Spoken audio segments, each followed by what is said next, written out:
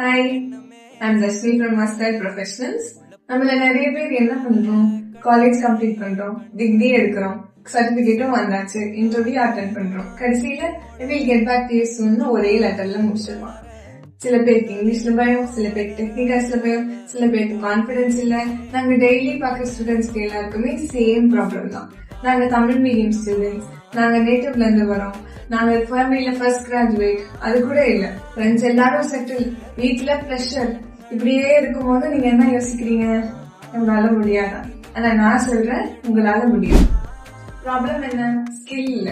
அதுக்கு solution training. இங்க நம்ம வெர்சடைல் ப்ரொஃபஷனல்ஸ்ல உங்களுக்கு 100% ட்ரைனிங் அண்ட் ஸ்கில் டெவலப்மெண்ட் பண்றாங்க.